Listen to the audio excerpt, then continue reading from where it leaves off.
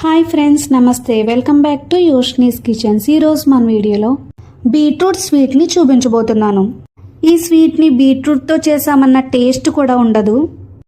Beetroot తినని పిల్లలకి ఈ విధంగా చేసి పెడితే చాలా ఇష్టంగా తింటారు. ఈ బీట్రూట్ స్వీట్ చేయడానికి పెద్ద టైం కూడా పట్టదు, చాలా తక్కువ టైంలోనే అయిపోతుంది. ఇప్పుడు ఈ బీట్రూట్ స్వీట్ని ఎలా చేయాలో చూసేద్దాం. నేను ఇక్కడ 2 బీట్రూట్లను తీసుకున్నాను. పైనున్న లేయర్ని అంతా తీసేసి ఈ విధంగా చిన్న ముక్కలుగా కట్ చేసుకున్నాను. ఇప్పుడు ఒక మిక్సీ జార్ని తీసుకొని కట్ చేసుకున్న బీట్రూట్ ముక్కలను వేసుకోవాలి. నాకు ఈ కప్తో 2 కప్స్ బీట్రూట్ ముక్కలు వచ్చాయి. ఇవన్నీ కూడా మెత్తగా గ్రైండ్ చేసుకోవాలి. ఎక్కడా మనకి బీట్రూట్ పీసెస్ అనేవి ఉండకూడదు, అంత మెత్తగా గ్రైండ్ చేసుకోవాలి. ఇలా గ్రైండ్ చేసుకున్న తరువాత ఒక గిన్నెలోకి జల్లెడను పెట్టుకొని బీట్రూట్ జ్యూస్ని అంతా వడకెట్టుకోవాలి. నేను చూపిస్తున్నట్టు హ్యాండ్తో నొక్కిన వాటర్ అనేది కిందకు వచ్చేస్తుంది, లేదంటే ఇలా గరిటెతో ప్రెస్ చేసిన వాటర్ అనేది కిందకు వచ్చేస్తుంది. ఈ పిప్పులో మళ్ళీ కొంచెం వాటర్ని వేసుకొని గ్రైండ్ చేసుకోవాలి. ఏమైనా జ్యూస్ అనేది ఉంటే వచ్చేస్తుంది. ఈ విధంగా వడకెట్టుకోవాలి. ఈ పిప్పును పాడైన అవసరం లేదు, ఫేస్ ప్యాక్ లాగా యూజ్ చేసుకుంటే ఫేస్ అనేది మంచి గ్లో వస్తుంది. ఇప్పుడు ఈ బీట్రూట్ జ్యూస్తోనే స్వీట్ని తయారు చేస్తాం. మనం ఎందులో అయితే స్వీట్ని ప్రిపేర్ చేస్తున్నామో అదే పెనంలోకి ఫైనల్గా ఒకసారి వడకెట్టుకోవాలి. ఇందులో ఏమైనా పిప్ అనేది ఉంటే వచ్చేస్తుంది. తరువాత ఇందులో ఒక 1/2 కప్పు షుగర్ని యాడ్ చేసుకోవాలి.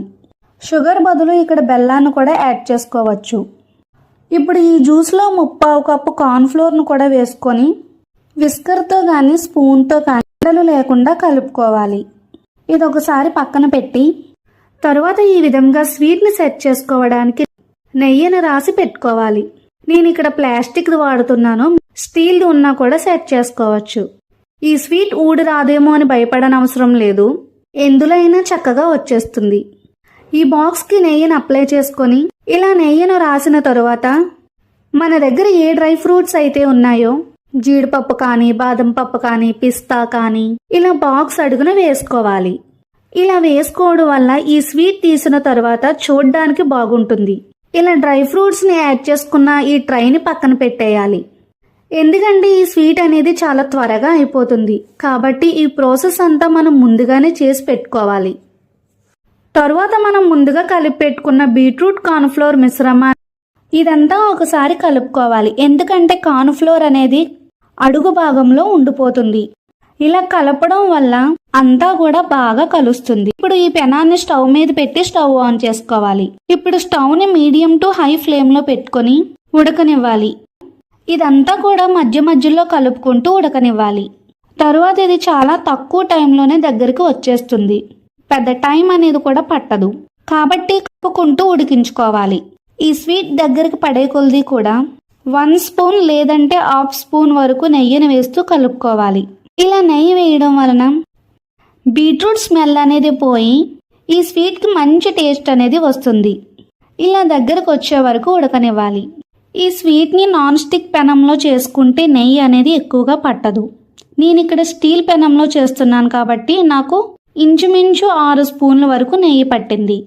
ఈ స్వీట్ అనేది ఎక్కువసేపు ఉడకనివ్వడం వలన ఎక్కువ రోజుల వరకు నిలువ ఉంటుంది. ఇలా దగ్గరకు అయ్యాక కొన్ని డ్రై ఫ్రూట్స్ని వేసుకొని అంతా ఒకసారి కలుపుకొని నేను చూపిస్తున్నట్టు ఇలా స్టిక్కీగా ఉన్నంత వరకు ఉడికించుకోవాలి. ఇలా స్టిక్కీగా వచ్చింది అంటే ఈ స్వీట్ అనేది రెడీ అయిపోయినట్లే. ఇప్పుడు స్టవ్ ఆఫ్ చేసుకొని మనం ముందుగా రెడీ చేసుకున్న బాక్స్లోకి వేసేసుకోవాలి. ఇదంతా ఈవెన్గా స్ప్రెడ్ చేసుకొని మూత పెట్టి మించుమించు 1 అవర్ వరకు ఇలా చల్లారనివ్వాలి. ఇంకా త్వరగా కావాలంటే ఇది కొంచెం చల్లారిన తర్వాత డీప్ ఫ్రిడ్జ్లో పెడితే 1/2 అవర్లో అయిపోతుంది. అయితే నార్మల్గానే ఆరపెట్టాను, ఫ్రిడ్జ్లో అయితే పెట్టలేదు. ఈ స్వీట్ అయితే రెడీ అయిపోయింది. ఇప్పుడు ఒక ప్లేట్ని తీసుకొని బాక్స్ని ఈ విధంగా బోర్లించి పెడితే ఈజీగా స్వీట్ అనేది వచ్చేసింది. ఇప్పుడు ఒక చాకుని తీసుకొని మనకు నచ్చిన షేప్లో కట్ చేసుకోవాలి. పిల్లలైతే ఈ స్వీట్ని బాగా లైక్ చేస్తారు. మనం ఇందులో ఏ విధమైన ఫుడ్ కలర్స్ని కానీ యాడ్ చేయని అవసరం లేదు. ఈ స్వీట్లో బీట్రూట్ స్మెల్ అనేది అస్సలు ఉండదు. అంతేనండి, ఎంతో టేస్టీ అయిన బీట్రూట్ స్వీట్ రెడీ. ఈ బీట్రూట్ స్వీట్ని కనుక మీరు ట్రై చేస్తే మీకు ఎలా వచ్చిందో కామెంట్ చేయండి. మీ ఫ్రెండ్స్కి, మీ రిలేటివ్స్కి షేర్ చేయండి. మరిన్ని రెసిపీస్ కోసం నా ఛానల్ని సబ్స్క్రైబ్ చేసుకోండి. Thank you for watching. Bye bye.